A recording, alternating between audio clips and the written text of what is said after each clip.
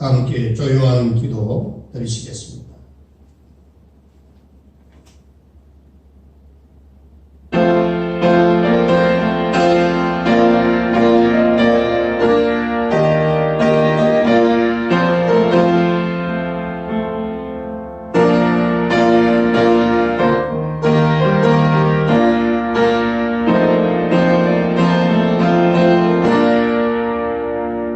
여호와께서 사람의 걸음을 정하시고 그의 길을 기뻐하시나니 그는 넘어지나 아주 엎드러지지 아니하면 여호와께서 그의 손으로 붙드시미로다. 지금도 살아서 역사하시며 인간의 생사 화복과 이 세상의 모든 역사를 주관하시고 통치하시는 여호와 하나님 아버지, 지난 한 주간도 하나님께서 저희들을 지키시고 인도하심으로 말미암아 또 이렇게 우리가 주 앞에 나와 건강한 모습으로 예배하게 하시니 감사드립니다. 원치 않는 코로나19라고 하는 이 전염병으로 인하여 온 세계가 혼돈에 빠져 있고 정치, 경제, 사회 모든 진질서가 어지러움 속에 있지만 순간순간마다 우리를 인도하시고 섭리해 가시는 주님의 손길 앞에 우리의 모든 인생의 여정을 맡기오니 하나님께서 합력하여 선을 이루시고 고통과 어려움 속에서 우리가 연단되어져 성숙한 믿음의 사람으로 거듭나는 축복의 기회가 되게 하여 주옵소서. 자비로우신 아버지 하나님, 오늘도 이렇게 모여 하나님 앞에 예배하는 주의 권속들을 축복하여 주옵시고 그 집에서 영상으로 예배에 참여하는 우리 교우들에게도 동일한 은혜와 복을 주옵소서. 시종을 맡깁니다. 우리 주님 홀로 영광 받아 주옵소서. 예수님의 이름으로 기도하옵나이다. 아멘. 전능하사 천지를 만드신 하나님 아버지를 내가 믿사오며 그 외아들 우리 주 예수 그리스도를 믿사오니 이는 성령으로 잉태하사 동정녀 마리아에게 나시고 본디오 빌라도에게 고난을 받으사 십자가에 못 박혀 죽으시고 장사한 지 사흘 만에 죽은 자 가운데서 다시 살아나시며 하늘에 오르사 전능하신 하나님 우편에 앉아 계시다가 죄리로서 산 자와 죽은 자를 심판하러 오시리라. 성령을 믿사오며 거룩한 공예와 성도가 서로 교통하는 것과 죄를 사하여 주시는 것과 몸이 다시 사는 것과 영원히 사는 것을 믿사옵나이다. 아멘. 70장 찬송하시겠습니다.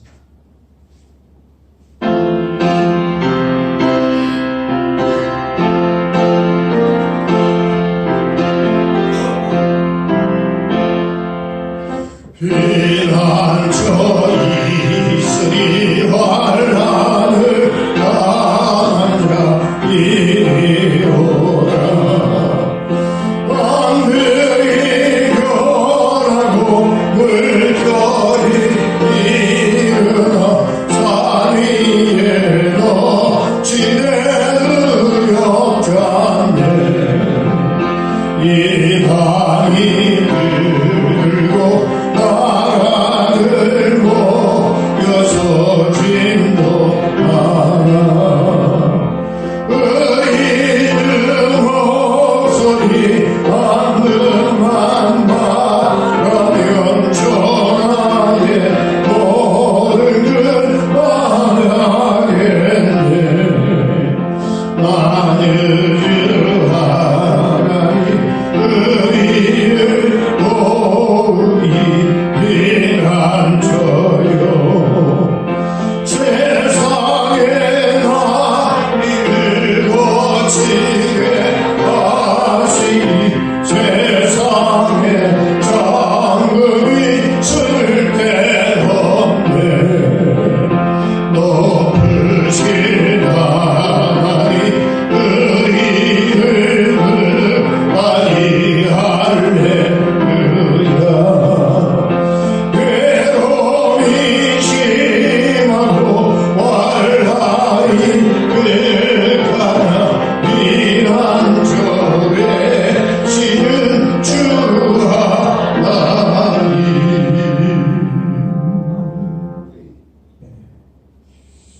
이 시간에는 우리 남세일 정사님께서 기도하시겠습니다.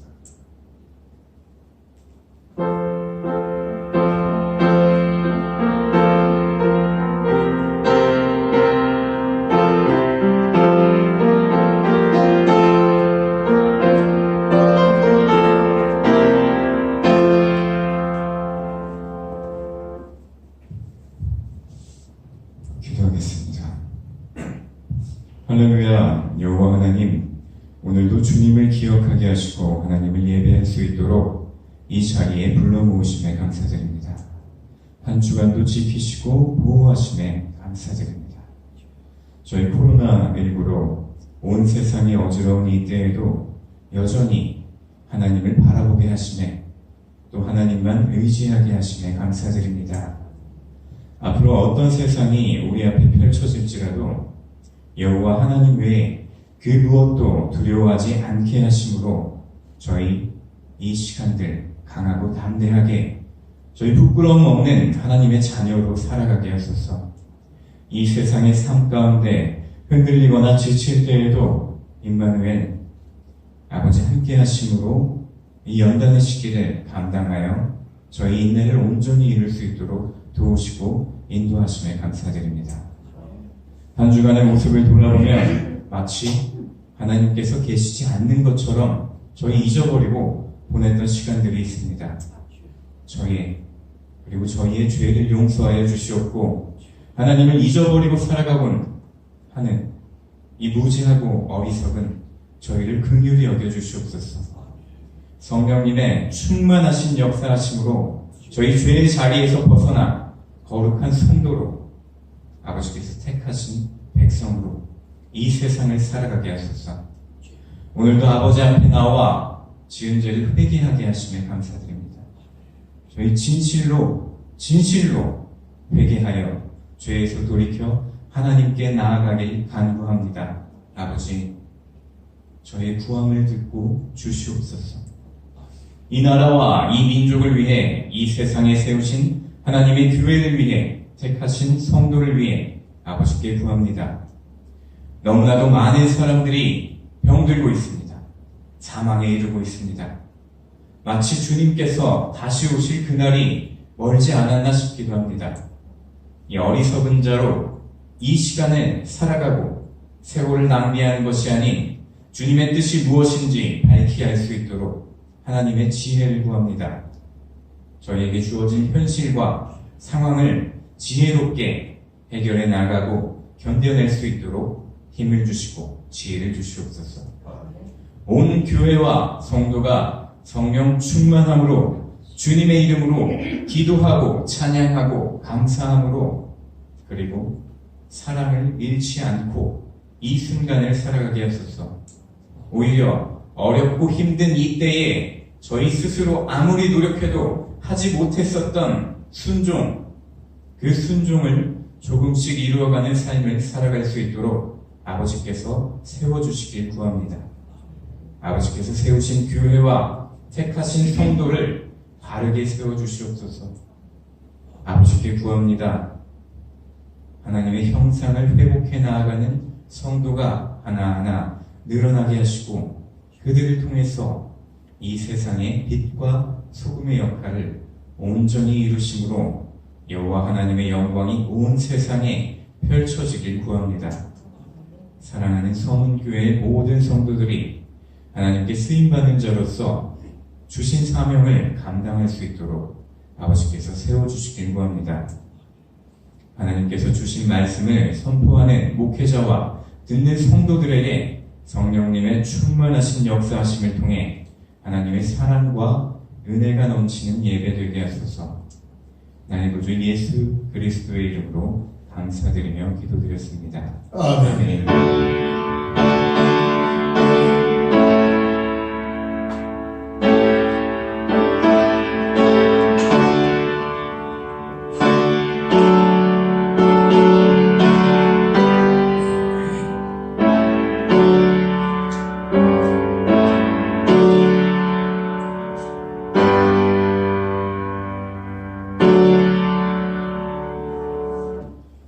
(458장) 찬송하시면서 하나님께 봉헌하시겠습니다. 458장.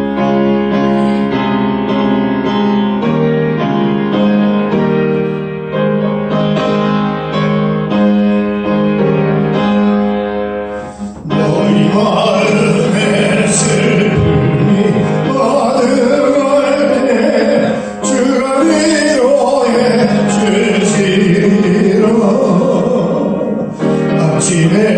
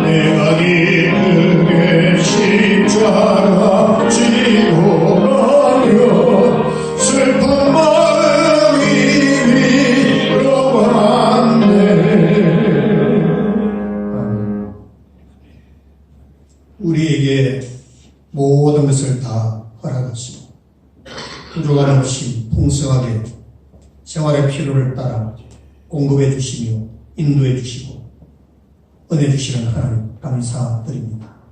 여호와 하나님 앞에 귀한 예물을 복원하며 헌신하는 주의 권속들을 하나님께서 두 손들어 축복하시고 힘들고 어려운 세상 삶 가운데서 우리의 삶이 그 무언가가 부족하여 실족하거나 낙심하는 일이 없도록 우리의 영육간의 모든 필요를 하나님께서 채워 주실 줄로 믿습니다. 믿음으로 강구하고 소원하는 것마다 응답되게 하시고 하나님께 영광을 돌리는 우리 교우들의 삶이 되도록 도와주옵소서. 경제적인 필요를 구하는 자들에게 부족함이 없도록 물질의 필요를 채워주십시오. 또 영적인 신앙의 성숙을 위하여 하나님 앞에 기도하는 주의 권속들에게는 믿음의 믿음을 더하셔서 더욱 주님을 뜨겁게 섬기며 예배하며 주신 사명 따라 충성하는 하나님의 사람으로 성장해 갈 수 있도록 복을 내려 주옵소서. 또 직장을 구하는 자들에게 그들이 일할 수 있는 일터를 허락하셔서 마음껏 수고하여 하나님께 주신 분복을 받아들이며 하나님께 영광을 돌릴 수 있도록 직장의 복도 주옵소서. 또 취업을 위하여 준비하고 또 여러 사업을 위하여 준비하고 또 육신의 건강 회복을 위하여 기도하는 우리 사랑하는 교우들에게 동일한 은혜와 응답을 주시옵소서. 믿음으로 드린 사랑하는 교우들의 그 헌신을 하나님께 받으시고 하나님 나라 창고가 쌓여지고 하나님을 영원하게 하며 이 땅 위에 믿는 자로서의 진면목과 아름다운 신실한 모습을 온 세상 앞에 간증하며 드러내는 하나님 귀한 종들의 사역이 되도록 하나님께서 복을 내려 주옵소서. 축복하고 예수님의 이름으로 기도하옵나이다. 아멘. 시간 교회 소식입니다. 이렇게 또 오랜만에 뵙게 된 우리 교우들 진심으로 환영하고 축복합니다. 여러분, 원치 않은 이 코로나19로 인해서 얼마나 많이 긴장하고 또 염려가 되었겠습니까? 하나님께서 여러분의 삶의 터전과 건강을 지켜주실 줄을 믿으시길 바랍니다. 아멘. 감사드립니다. 우리 대한민국뿐만 아니라 온 세계가 이 코로나19로 인해서 경제적인 침체, 유럽뿐만 아니라 미국도 전부 교회 예배 다 중단하고 있습니다. 지금 영상 예배하고 그런 예배가 또 무너지고 또 우리 한국의 자녀들은 학교를 지금 등교를 하지 못하고 인터넷 앞에서 예배드리고 인터넷 앞에서 공부하고 이런 이상한 현상이 벌어지고 있습니다. 속히 우리 일상이 정상으로 돌아올 수 있도록 기도하고 여러분 모두 영적인 신앙생활에 침체되지 않도록 경건생활에 최선을 다해 주시기를 바랍니다. 우리 교우들 제지들께서는 예배생활, 기도생활을 최선을 다해 주시길 바라고 또 새벽기도, 또 금요 기도회, 기도생활 이럴 때일수록 더 기도의 자리를 지켜야 합니다. 기도생활에 최선을 다해 주시길 바랍니다. 예배 중에 좀 불편하시라도 마스크 착용해 주시길 바라고요. 지금 이제 확진자가 줄어들고 최근에 이제 사망자가 없지만 그래도 우리가 긴장의 끈을 놓지 못합니다. 질병관리본부에서는 또 올겨울 계절이 바뀌는 그런 때에 또 확진되지 않을까 하는 그런 염려 가운데 있습니다만 어쨌든 하나님 앞에 기도하면서 모든 어려운 위기와 난관들을 극복할 수 있도록 우리 모두가 최선을 다해야 할 것입니다. 나머지 강도 참고해 주시기 바라고요. 성경 말씀은 에베소서 5장 28절에서 33절 말씀입니다. 에베소서 5장 28절에서 33절입니다. 에베소서 5장 28절에서 33절까지 함께 공부하십시다.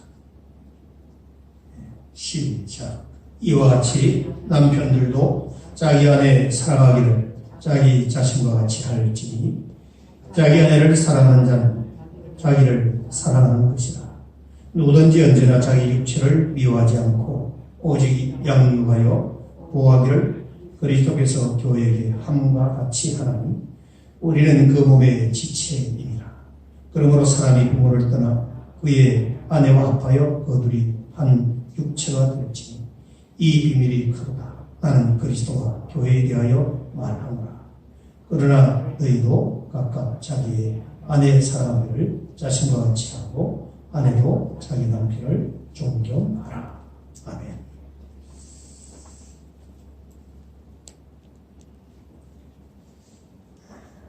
우리가 가정의 원리를 알면은 가정이 행복합니다. 또 교회의 원리를 잘 알면 신앙생활이 행복합니다. 가정과 교회는 하나님께서 인간에게 주신 최고의 축복입니다.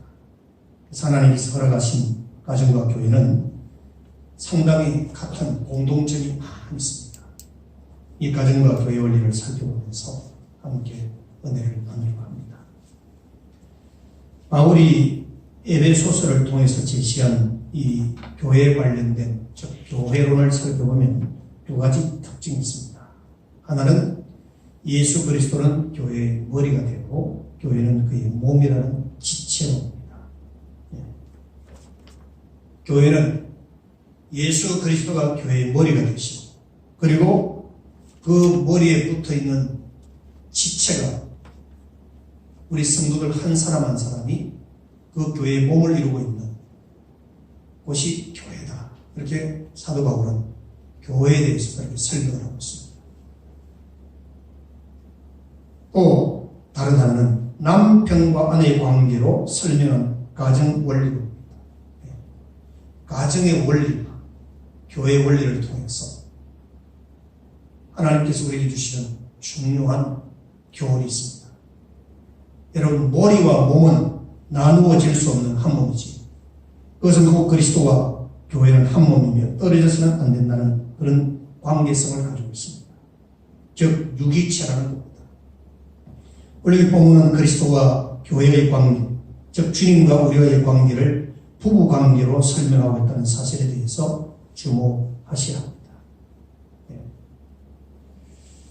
우리는 오늘 본문 속에서 이 가정의 원리와 교회의 원리는 상당히 많은 닮은 공통점을 가지고 있는데 우리가 살아가는 동안 행복한 것이 필요하죠. 그런데 아무데나 행복한 것이 아닙니다.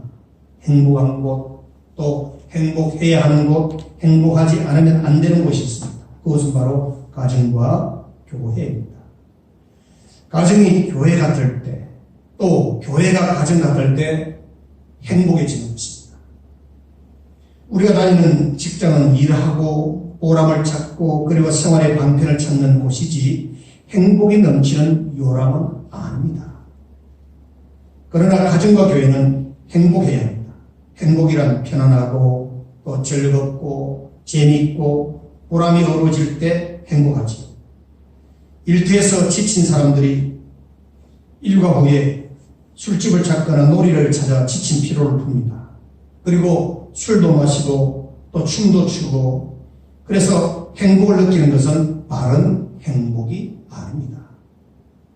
아무 일도 하지 않고 놀면서 행복하다고 말하는 것도 참 행복이 아닌 것입니다. 본문이 우리에게 가르치는 두 가지 원리, 진정한 행복의 원리가 무엇인지를 교회와 가정, 이 가정과 교회를 통해서 교훈하고 있는데 우선 이 가정의 원리를 살펴봅시다. 가정에는 세 가지 원리가 있습니다. 첫째, 사랑과 존경의 원리입니다. 원래 이 본문 22절을 보면 22절을 다 같이 한번 보십시다. 22절 다 같이 읽어줍시다. 시작. 아내들이 자기 남편에게 복종하기를 죽게 하듯하라. 그 다음 23절을 보십시다. 시작. 이는 남편이 아내의 머리됨이 그리스도께서 교회의 머리됨과 같으니 그가 몸에 거주시니라. 그랬습니다. 또 24절에도 교회가 그리스도에게 하듯 아내들도 본사에 그 남편에게 복종할지니라. 자, 이런 세 구절의 말씀을 통해서 주님이 하시고자 하는 메시지가 뭘까요? 이 말씀 속에서 아내가 지켜야 될 원리가 있는데 주님께 교회가 복종하듯이, 즉 교회가 주님에게 복종하듯이 아내들도 남편에게 복종하고 존경하라 라는 말씀입니다. 오늘 우리 한국 사회가 페미니즘, 여성 인권 신장이라고 하는 그러한 새로운 문화와 사상이 우리 사회에 지금 들어옴으로써, 물론 이제 과거와 달리 여성들도 자기 권익을 위해서 사회 역할을 많이 하는 그런 시대가 된 것은 분명하지만, 좀 이상한 방향으로 흘러가는 그런 안타까운 사회 구조를 지금 우리는 보고 있습니다. 지금 우리 자라나는 또 후세대들도 그걸 그대로 진리인 것처럼 그들이 또 보고 듣고 배워가고 있습니다.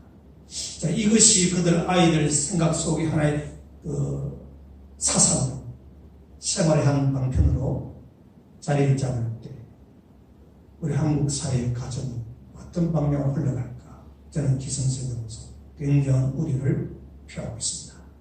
그만큼 교육이 중요하고 우리가 받아들이는 사상에 대한 분별력이 없이 무조건 수용할 때 나타나는 패당과 어려움이 얼마나 큰가를 우리는 알고 있고 또 앞으로 예견할 수 있습니다. 여러분, 남편이 지켜야 될 원리도 있는데 25절에 보니까 남편들은 아내 사랑하기를 그리스도께서 교회를 사랑하시고 위하여 자신을 주신 것 같이 하라. 또 28절에서는 이와 같이 남편들도 자기 아내 사랑하기를 자기 자신과 같이 하지, 자기 아내를 사랑하는 자는 자기를 사랑하는 것이니라 그랬습니다. 남편이 할 일은 뭡니까? 주님께서 교회를 사랑하며 자기 몸을 주신 것처럼 아내를 사랑하라. 복종과 사랑, 어느 것이 더 어려울까요? 복종은 주의를 기울여 듣는다는 뜻입니다. 헬라어 히파쿠, 주의를 기울여 듣는 자세, 이게 복종입니다. 자세를 낮추고 고분고분한 태도로 경청하는 것이 성경이 말하고 있는 복종입니다. 그러나 사랑은 자기를 전적으로 희생하는 아가페입니다. 교회를 위하여 희생하시고 피 흘려 죽으신 그 주님의 사랑이 아가페입니다. 우리는 여기서 아내가 져야 할 짐보다 남편이 져야 할 짐이 더 크고 무겁다는 사실을 주목해야 합니다. 21절을 보면 그리스도를 경외함으로 피차 복종하라고 했습니다. 가정이 잘되고 행복해지려면 남편은 남편의 역할을 바르게 하고 아내는 아내의 역할을 바르게 해야 합니다. 자기 자리를 벗어나지 않고 잘 지켜야 합니다. 이제 5월은 가정의 달이죠. 다음 주 어린이주입니다. 그 다음 주는 어버이주, 그 다음은 서성형주. 이런 가정적인 여러 가지 문화 행사들이 펼쳐지는 그런 5월에 한 달을 우리가 곧 맞이하게 될 터인데, 우리의 가정은 하나님께서 주신 최고의 축복이 기반입니다. 물론 나 개인이라고 하는 이 사회 구성체에서도 출발하지만 이 사회의 기초다리가 가정입니다. 가정이 건강하고 가정이 똑바로 서 있어야 그 사회가 건강한 사회가 되어지는 것입니다. 그리고 또 하나의 원리가 있는데, 어떤 원리인가 하니 떠나고 만나는 원리가 바로 가정의 원리입니다. 31절을 보면 그러므로 사람이 부모를 떠나 그의 아내와 합하여 그 둘이 한 육체가 되지. 부모를 떠나 남녀가 합하는 것이 결혼입니다. 결혼 후에도 부모의 그늘이 너무 큰다든지 그 입김을 벗어나지 못하면 그 부부가 성장하기가 어렵습니다. 스스로 살아갈 수 있는 그런 힘을 길러야 되는데 여전히 부모를 기대어서 살려고 하면 안 되지. 그런데 우리 또 한국의 자녀를 향한 부모의 양육까지 하는 교육 문화가 여전히 기대는 그런 부모의 덕을 봐야만이 뭔가 자기의 자아가 실현되는 그런 구조를 가지고 있어요. 이게 이제 우리 한국 사회의 현실인데, 어쨌든 성경은 부모를 떠나는 것이 결혼이다 분명히 선언합니다. 떠날 것은 떠나고 합할 것은 합하는 것이 가정의 원리라는 점을 주목해야 합니다. 그래서 부모를 떠나는 것은 부모를 도외시하고 불효하라는 의미는 절대 아닙니다. 새로운 관계를 정립하라는 것이고 부부 윤리를 확립하라는 것이지. 그래서 결혼한 후에도 마마보이가 된다든지 친정 어머니 치마폭에 감겨 산다면 독립된 개체로서의 부부가 되지 못한다는 것입니다. 또 하나의 원리는 하나 되는 원리입니다. 이게 가정이 가지고 있는 독특한 원리입니다. 31절의 끝을 보면 그 둘이 한 육체가 될 지문이 그렇습니다.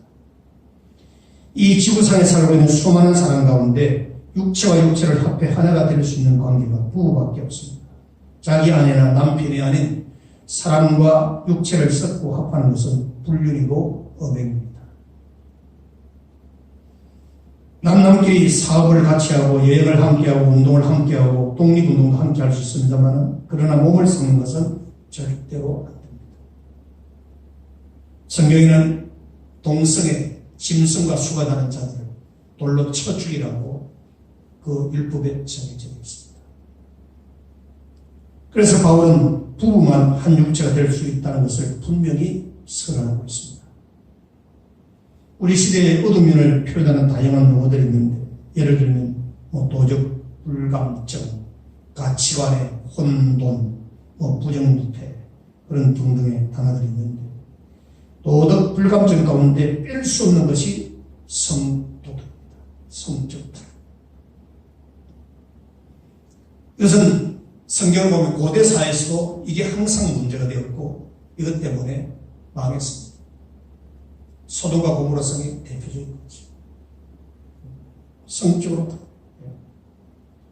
소돔과 고모라 성, 소돔이라고 하는 그 단어의 의미를 연구하면 철저히 타락한 성적 문화를 대변하는 문화적인 의미를 가지고 있는 것이 소돔이라고 하는 단어입니다. 그러나 기독교의 성윤리는 아내와 남편만 한 육체가 될 수 있다는 것입니다. 그 외에 어떤 행위도 성경은 용납하지 않습니다. 깨끗하고 경건한 가정을 이루가려면 부부 하나 되는 원리를 꼭 지켜가야 합니다. 여러분과 우리 가정, 우리 모두의 가정 정말 하나님 안의 가운데 던들이 세워지는 행복한 가정이 되기를 주님의 이름으로 축원합니다. 그 다음 이제 교회의 원리를 한번 살펴볼까요? 교회에도 세 가지 원리가 있는데 첫째는 경외와 복종의 원리입니다. 21절을 보면 그리스도를 경외하라 했고 22절에는 죽게 하라 했습니다. 교회를 물론 영어로는 처치하지만 헬라 원문에 보면 에클레시아라고 되어 있습니다. 에클레시아. 밖으로부터 부름받은, 세상으로부터 부름받은 모여 함께 한 몸을 이룬 신앙 공동체가 교회입니다. 그래서 우리 성도 한 사람 한 사람 교회인데 에클레시아는 헬라 원문을 보면 여성용어로 되어 있습니다. 여성. 에클레시아. 네. 헬라어 그 문법이 그렇게 독특한 게 있습니다. 여성용어로 되어 있습니다. 에클레시아. 그래서 교회를 우리가 성경이 신학적으로 해석을 할 때 교회는 주님의 몸이고 그 몸에 붙어있는 지체가 다 성도들인데 하나의 가족인데 또 한편으로는 우리 문법적으로 해석해 볼 때 예수 그리스도를 신랑이라 비유하고 있고 교회를 신부라 비유하고 있습니다. 신랑과 신부는 연합체죠. 주 안에서 하나 되는 연합체. 그래서 교회는 신랑 대신 예수 그리스도를 머리로 하여 모시고 있는 신부된 지체들이 함께하는 교회가 교회인 줄 믿으시기 바랍니다. 그래서 신랑 대신 예수께서 다시 오실 때 찬송을 부를 때 이런 성경적인 배경을 딱 머리에 기억을 하시고 부르십시오. 그런 의미가 있는 겁니다. 우리는 신랑 예수, 마지막 심판주 예수 그리스도를 기다리지만 신랑 예수를 기다리는 신부와 같은 정결한 거룩한 삶을 살아가야 하는 자가 바로 우리 성도요 이 땅에 세워진 교회의 일로 믿으시기 바랍니다.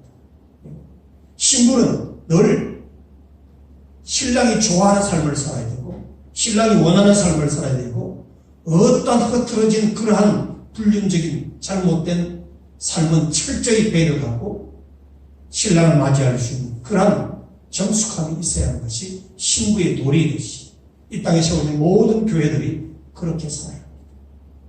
이게 바로 죄와 싸워 이기는 것이고 세속과 싸워 이기는 것이고 사탄과 싸워 이기는 것이고 하나님의 말씀에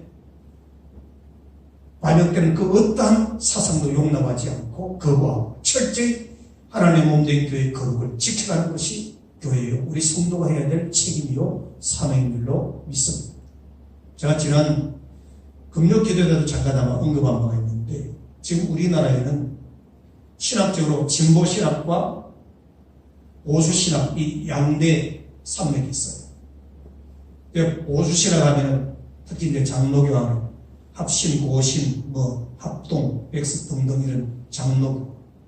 그 다음에 이제 좀 진보적인 급진 진보 하면은 기장, 그게 좀 중간층이 감리교, 거기 이제 통합처, 그 다음에 복음교회, 이런 교회들이 진보 쪽인데, 진보 쪽에 있는 교회들의 특징은 사회주의 운동에 적극적입니다. 사회운동에. 그리고 이제 보수의 약점은 사회운동에 좀 소극적입니다. 네. 정치적인 부분에 있어서 소극적으로 하고, 그냥 기도만 하면 되지 이런 식이에요. 그런데 그런 신앙적인 배경도 근본주의 신학의 배경을 두고 있지. 행함이 없는, 실천이 없는, 기도만 하면 하나님께서 나타내 주십니다. 물론 기도해야 되지. 제가 뭔 얘기 드리는 거 아니에요. 최근 진보 쪽 한국교회협의회 쪽에 있는 NCSK 그쪽이 현 정부가 진행하는 차별금지법 그 속에 있는 동성애 이런 부분에 대해서 찬성하는 법안을 제정하는 것입니다. 그래서 보수 쪽에 있는 교회 지도자들과 시민단체들이 이건 있을 수 없는 일이다 하고 지금 한국교회협의회 앞에 가서 대모를 하고 있습니다. 지금 이런 현실입니다. 제가 그걸 말씀드리려고 그래요. 그걸 말씀드려요. 우리가 성경을 바로 이해하고 가정이 뭔지를 바로 알고 교회가 뭔지를 바로 알면은 그건 용납할 수가 없지. 강단에서는 예수님의 복음을 외치면서 사회운동은 성경과 반대되는 운동을 하면 제가 죄송한 표현입니다만 그건 사기꾼이죠. 있을 수 없는 일이죠. 여러분 어떻게 생각하십니까? 상식적으로. 성경은 분명히 지나고 말하는데 사회운동을 하면서 괜찮다고 긍정적으로 그렇게 주도를 한다면 그거 사기꾼이지 뭡니까? 더 이상 제가 해석을 하지 않습니다. 지금 이런 상황이 흐르고 있습니다. 정신 똑바로 차리고 예수 믿어야 되는 거예요.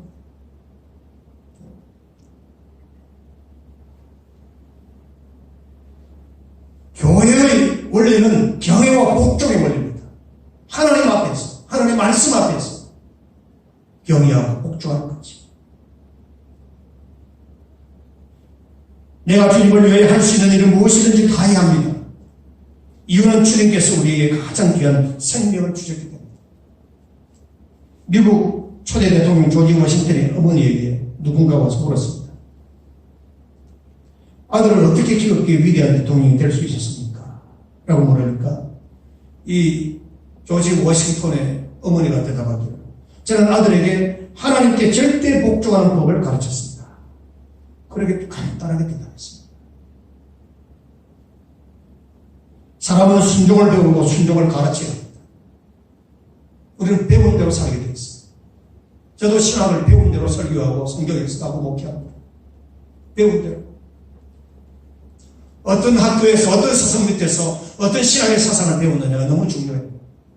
거기다가 자기의 성화되거나 인격이 결합되어질 때 교회 선한 영향을 미치는 목회자로서 지도자로서 쓰임받는 거예요.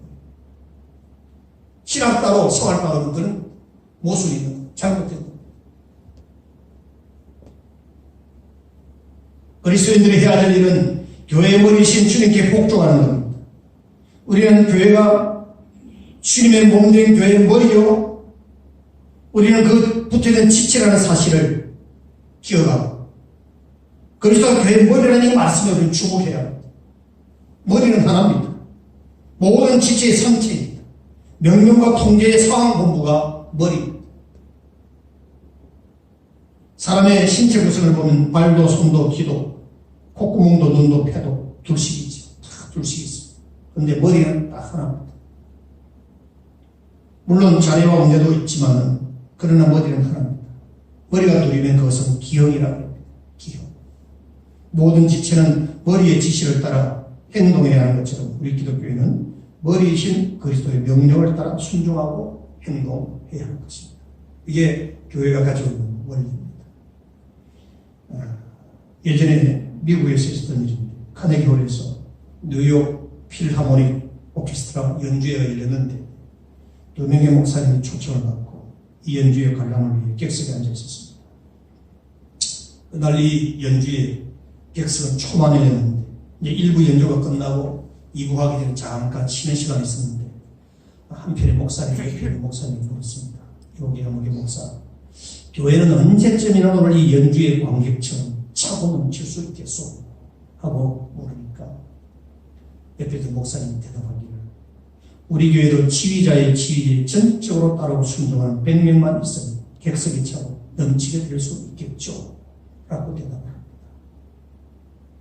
여러분, 이 오케스트라 단원들이 지휘자의 지휘를 따르지 않는다면 연주는 실패합니다. 그리고 음악팬들은 다시는 그런 연주의 장을 찾지 않을 것입니다. 교회 부흥도 마찬가지. 그리스도의 명령을 따르고 순종하는 사람들이 목사가 되고 장로가 되고 안수집사 되고 권사가 되고 설집사가 될 때, 그들의 격조 높은 음악을 연주할 때, 하모니를 이루는 좌우는 교회가 될 때, 교회는 차고 넘치게 되고 은혜가 넘치는 교회가 되고 부흥하는 교회가 될 줄로 믿습니다. 이게 교회의 원리입니다. 가정도 마찬가지. 종교개혁자 마틴 루터는 나는 기적을 해야 하는 사람이 되기보다는 순종하는 사람이 되고 싶다라고 했습니다.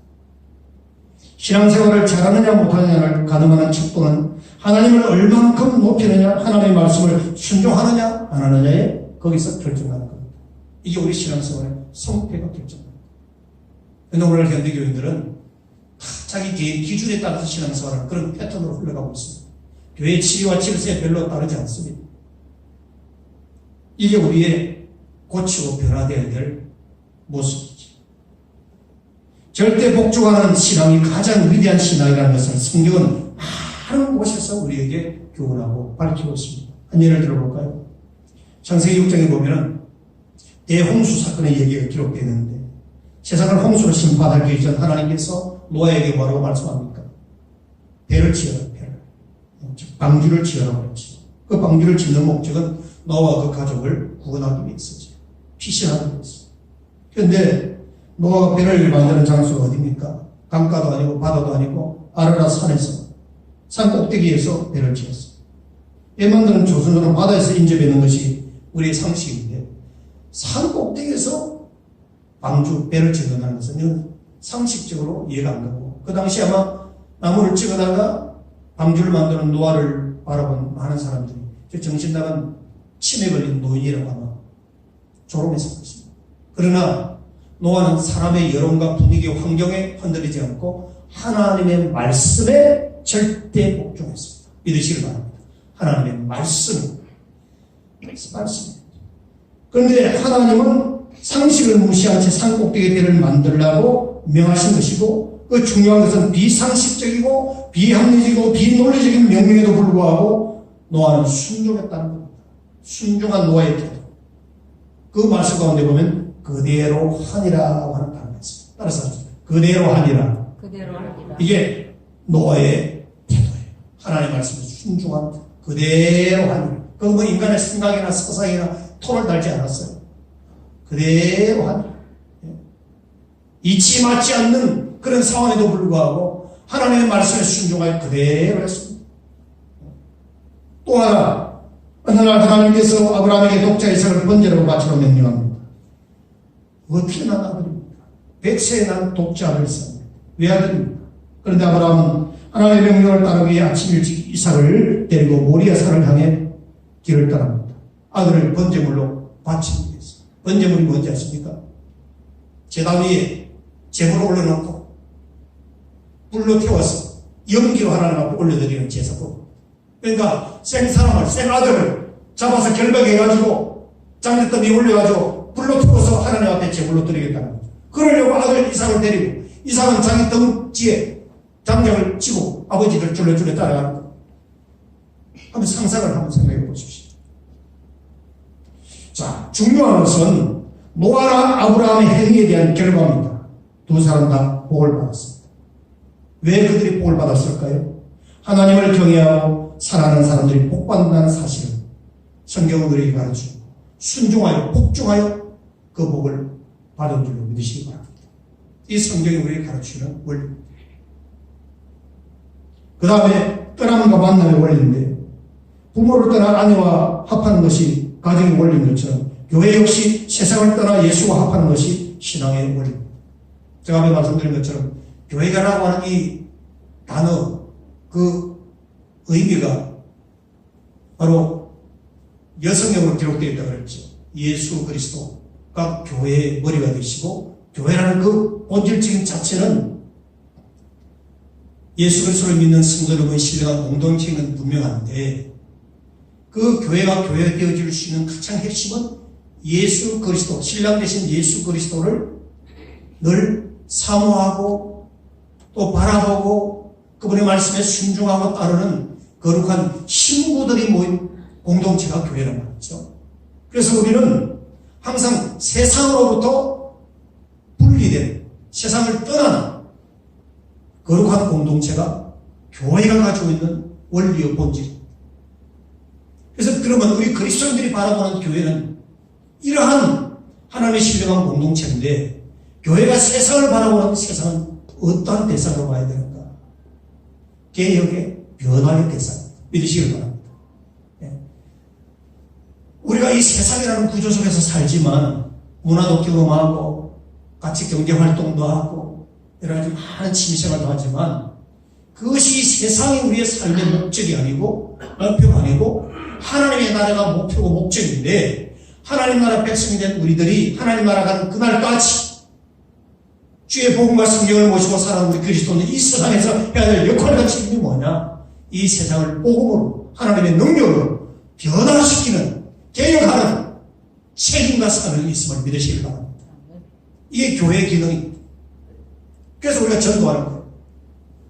전도하는 목적이 사람을 숫자로 채우는 게 목적이 아니고, 교회의 재정을 해결하기 위해 전도하는 것이 아니고, 영혼을 구원하여 그들이 변화되어서 하나님의 나라를 확장해 가고 하나님께 영광을 돌리는 것이 전도의 목적입니다.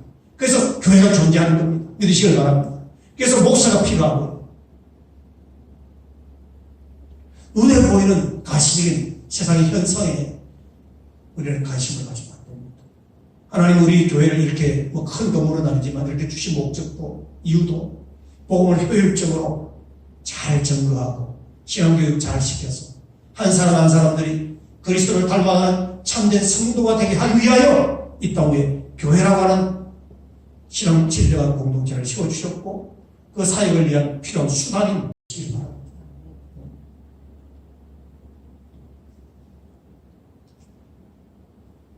그래서 32절에 보면 부모를 떠나 아내와 합하는 것을 큰 비밀이라고 했습니다. 비밀이라고 하는 말의 뜻은 신비하다, 신기하다, 알고 나면 기쁘고 좋다, 이런 뜻인데, 교회가 가지고 있는 원리는 바로 떠남과 만남의 세상으로부터 떠나고 주님과의 만남 속에서 신령한 공동체를 이루어가는 것이 바로 교회인 것입니다.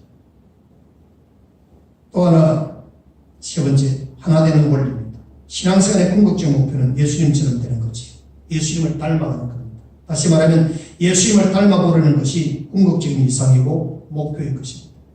예수님의 겸손, 섬김, 희생봉사, 용서, 사랑, 이 모든 것들이 우리 그리스도인들이 주님을 닮아가는 과정 속에서 성화되어져야 될 삶의 덕목들이고, 그 덕목 가운데 사도 바울은 갈라디아에서 우리에게 가장 중요한 말씀을 하셨죠. 성령의 함까지 이런 등등 많은 부분들을 우리에게 하나하나 굉장히 중요한 책임에는 말할 것 없고 다 주님을 닮아가기 위한 주님 주신 규례의 원리입니다. 궁극적으로 하나님 우리에게 복을 주시기 위한 비결이지. 예수님을 닮은 사람들은 대인관계도 아름답고 원만하게 됩니다. 이런 부모가 하나 되어서 가정을 이루는 것처럼 교회는 주님과 하나 되는 곳입니다. 그러한 연합의 관계를 잘 설명하고 있는 것이 요한복음 15장 포도나무 비유. 읽어보십시오. 이게 주님과 우리의 관계를 잘 비유하고 있는 성경 본문이 요한복음 15장 포도나무 비유. 그래서 부부가 하나 되어 가정을 이루는 것처럼 교회는 주님과 하나 되고, 그리고 많은 지체들이 하나가 되어서 교회의 공동체를 이루게 되는 것입니다. 부부는 하나 될 때 가장 행복합니다. 결손 가정이라는 게 뭡니까? 하나 되지 못함에 대한 결과들이거든요. 일단 가장이 가장으로서 역할을 제대로 하지 못하고 가정에 문제가 일어날 때 그 피해를 입는 것은 자녀들입니다. 자녀들. 우리나라가 지금 참 부끄러운 일들이 많아요. 교통사고 일이, 사직대 사망률 일이, 이혼율 일이, 일이가 너무 많아요. 지금 부끄러운 게 너무 많고. 지금 우리 서구 지역이 지금 이제 통계적으로 어떤지 몰랐지만 제가 가정동에서 목자할 때만 해도 인천이 결혼해서 이혼 비율이 1위였고 인천 중에서도 서구가 1위였어요. 서구 중에서도 가정동, 시련동, 가자동, 성남동 이 일대가 인천에서도 1위였어요. 저희 1위 쪽에서 목회하는 목사였어요. 1위. 지금은 몰라요. 어떻게 되는지. 그만큼 참 우리는 불안한 이 사회 구조 속에서 살아왔는데 그 불안한 사회 구조를 만든 원인 배경이 가정에서 가정. 이번에 우리 서구갑 지역에 국회의원으로 당선된 김기용 당선자 저랑 좀 가까운데 그 전에 이번에 국회의원으로 있을 때 교육문화위원회 있을 때 특히 그 부분에서 많이 연구하고 정책에 기반하는 부분이기 때문에 학교마다 이 서구 지역에 가보면 학교마다 초등학교, 중학교 열성 가정들이 꽉 찼다는 거예요. 이혼한 부모들이 두고 있는 자녀들이. 부모님이 떠나고 깨져가지고 할머니와 같이 살고 어떤 때는 그냥 할머니, 할아버지도 홀로 살아가는 그런 아이들도 있고 그걸 보면 가슴이 아프다는 거예요. 여러분, 하나님이 우리에게 허락하신 이 가정이 얼마나 중요한지. 이 가정을 여러분 사랑하시기를 바랍니다. 하나님 주님이 축복의 귀한 교환입니다. 부부가 하나 되어서 가정을 이루는 것처럼 교회는 주님과 하나 되어야 돼요. 많은 지체들이 하나 되어서 교회 공동체를 이루는 겁니다. 부부는 하나 될 때 가장 행복해요. 마찬가지로 주님의 마음속에 늘 내가 자리 잡고 있는 것, 내 마음속에 늘 주님이 자리 잡고 있는 것. 그래서 늘 주님을 생각하고 주님을 그리워하고 살아가는 이것이 주님과 하나 된 사람의 삶인 것입니다. 일본의 가가와 도요이코 선생은 이렇게 말했습니다. 교회는 온갖 쓰레기를 버리는 청결통과 같다. 그렇습니다. 피차함을 많은 사람들이 모인 곳이 교회입니다. 흠을 있고 약점이 있고 부족함이 있는 것이 우리 인간입니다. 그런 사람들이 모인 곳이 교회고 그래서 하나님의 은혜를 받고 변화되어서 하나님 기뻐하시는 사람으로 나아가는 것이 교회입니다. 여러분, 교회는 참 소중해요. 교회 안에서 어떤 분이 상처를 받고 쉽게 말하면 시험 드는 분이 있었는데 그래서 교회를 나오지 않고 집에서 혼자 예수 믿겠다고 낙심한 성도 한 분이 있었어요. 그래서 목사님이 신방 찾아갔어요. 벽난로 앞에서 이런저런 얘기를 나누다가 목사님께서 불지기를 가지고 활을 타고 있는 나무 토막 하나를 집어서 벽난로를 밖으로 딱 내놓았습니다. 그 나무는 이내 불이 꺼졌고 시커먼 숯덩어리가 되었죠. 그리고 목사님께서 그 성도에게 말합니다. 교회는 벽난로와 똑같습니다. 떠나면 결국은 불이 꺼지고 맙니다. 라고 말했습니다. 그 말을 듣고 있던 그 성도가 한참 생각하더니 목사님, 다음 주부터 자 교회 나가겠습니다. 불 꺼진 나무 토막이 되지 않겠습니다. 그랬습니다. 여러분, 나무가 다 이렇게 엉켜져 있고 그래 불이 확 하나 타오르지 혼자서는 꺼집니다. 저는 시골에서 살았기 때문에 국물도 많이 떼고 나무도 해가지고 이렇게 봐서 흔히 알지. 그렇게 잘 타던 불도 딱 흐트러 놓으면 금세 꺼져버려요. 교회는 성령으로 하나 되는 곳입니다. 마귀는 자꾸 가정을 깨뜨리려고 그러고 교회를 깨뜨리려고 그러고 이 나라 민족을 보면 자꾸 깨뜨리려고 분열을 일으켜요. 그 마귀의 역할은 분열이에요. 성령은 하나 되게 하시는 겁니다. 믿으시기를 바랍니다. 성령은 하나 되고 가정도 부부가 하나 되어야 되고 가족이 하나 되어야 되고 교회도 주 안에서 성도들 간에 하나 되고 목회자와 성도들이 하나 되고 그리고 교회와 교회들이 하나 되었지. 이게 하나님 기뻐하시는 건강한 가정 그리고 건강한 교회의 모습인 것입니다. 여러분, 교회는 너무 소중해요. 교회는 주님이 세우셨습니다. 교회는 가정의 원리와 같습니다. 서로 사랑하고 신뢰하고 믿어야 합니다. 그리고 주님과 하나 될 때 교회는 참 아름다운 교회가 됩니다. 여러분, 하나님의 축복으로 여러분의 가정이 행복하고 우리가 섬기는 섬은교회가 행복한 교회가 되어지고 우리 대한민국이 세워지고 그리고 이 지구촌에 세워진 모든 교회들이 주님이 기뻐하시는 건강하고 행복한 좋은 교회, 아름다운 교회가 다 될 수 있도록 기도할 수 있도록 주님 이름으로 축원합니다. 기도하십시다. 주님 감사합니다. 주님이